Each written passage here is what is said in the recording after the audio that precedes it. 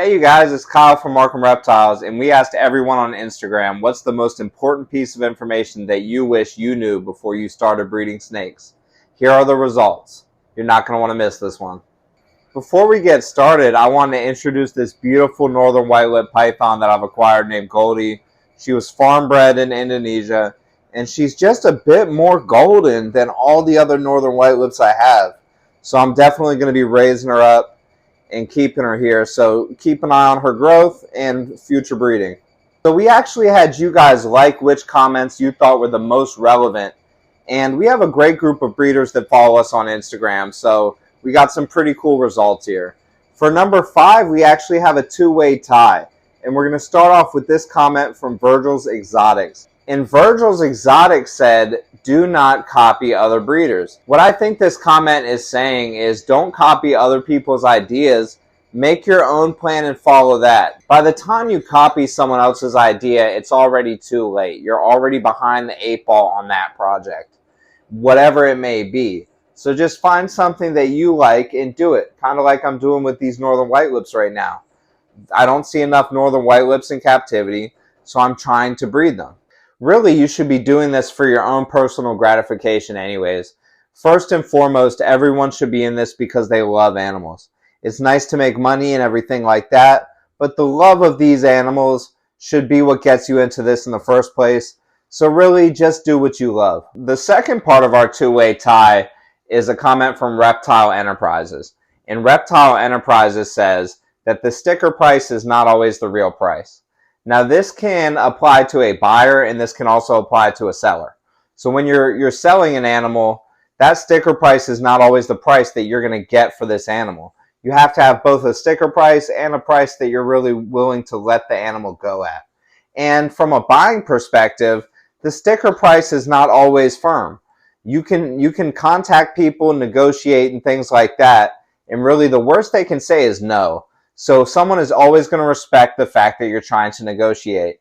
And if they don't respect the fact that you're trying to negotiate, then they really aren't that good of a seller. You can't get offended when someone is trying to negotiate. And if you're firm on your price, just let that be known. You can have confidence and you can know that what you're selling is special. That's completely fine. But don't get offended when people try to negotiate with you. Here to do number 4 with me, I've actually got a beautiful green tree python that I've named Chuckles. Chuckles is a Biak locality green tree python, farm bred in Indonesia. Number 4 actually goes to my buddy Steven from Tarantuland. And he basically refers to the fact that you need to plan properly for the amount of caging that you'll need and for the animals in the future. And Chris Rice from Snake Spirit actually chimed in on this as well. And he basically said that you may like the species, and hopefully you do like the species, that you're working with more than you think, and you're going to end up with a lot of holdbacks. So plan accordingly when it comes to caging especially. And I know Chris loves what he works with. He works with some really awesome emerald tree boas. So if I was him, I'd be holding back a lot of stuff too. So I completely agree with that. Steven, Chris, you guys are right. Caging is especially important, you guys. If you can't afford something to put these animals in, you can't afford these animals. Number 3 goes to Magic City Pythons, and they said that what they wish they knew is how addictive these animals are, and I definitely agree. Chuckles right here has got me learning all types of really cool stuff about green tree pythons, and I'm picking up tons of information. These are super addictive. The northern white-lipped pythons I have are super addictive. Really every species I work with I love, and they're all super addictive. The ball pythons I make are really cool looking, and I work with them because I think they're cool looking. My pets are awesome. My carpet python, my scrub python, my reticulated python, my boa, everything that I keep, even my corn snake, to things that aren't snakes, like my geckos, my Goliath bird eater. All of these things are really addictive. I definitely can see how you need to have some self-control dealing with these animals because they are super cool. Next, before we give you guys these gems that are number 1 and number 2, we're going to go ahead and get into Dan's snake fact for today. What is going on? This is Dan with Shack Scales. I have my green iguana Opal here with me. Reptile fact for today: green iguanas are invasive in Florida and considered a nuisance. Because of that, You're able to hunt them year-round without a license or a permit on over 30 different public properties. Kind of a shame. If you want my reptile opinion for today, we are way more damaging to the environment than these little guys. Thanks, Dan. All right, here to help me with number 2, I got my big Maruke scrub python Dundee. And I say big, but he's not even full grown. He's probably like 6 feet. For number 2, we actually have a great comment from Hurricane Herps that says, expect the worst. Bad things happen. And this is definitely the case. I've heard mostly from experienced breeders that succeeding in this industry basically just takes being able to deal with problems the best.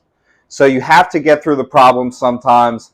I'll elaborate on that. I actually messaged some people I know that are really experienced breeders, and Gary Shavino was willing to share his wealth of experience with me on this one.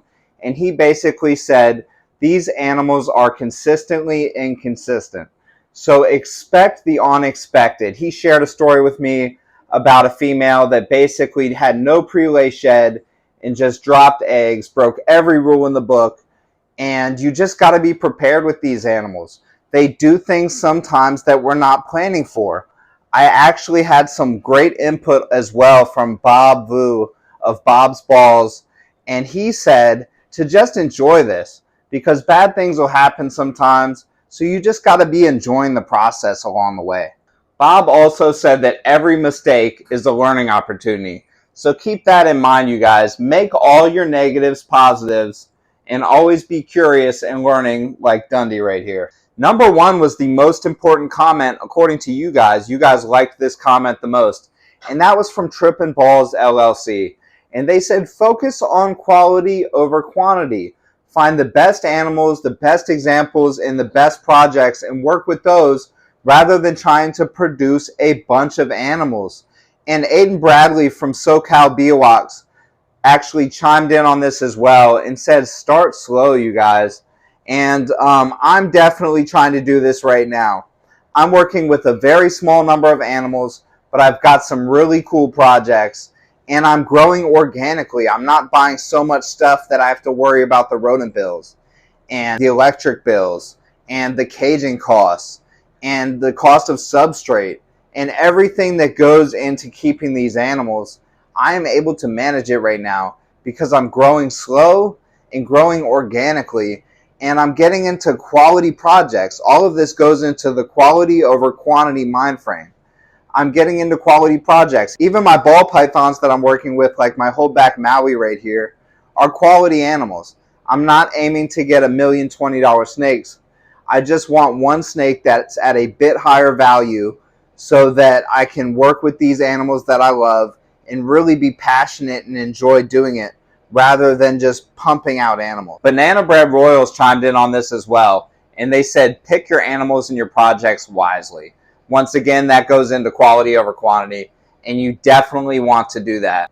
Another person I asked for input on this was Socrates from Ari Ellie Max Arboreals, and he basically said be patient because this is all a long game, and I really love that philosophy, and it really goes into quality over quantity. And it also goes into a bunch of other things. So basically, be patient, you guys. Have a long-term plan. Things can go wrong in the battle, but you still will win the war. Just keep loving these animals, okay? And thank you for everyone that participated on Instagram. I've linked all you guys in the description. You're all great. I'm benefiting from your knowledge as well as everyone watching this video. So shout out to you, and your links are in the description. Reptichip, my partner, is also linked in the description. You guys, I wish I could link each and every one of you guys in the description because you're awesome and you guys make my day every day. You guys have a wonderful day. Keep loving these snakes. Goodbye from me. Goodbye from Maui. Thank you so much.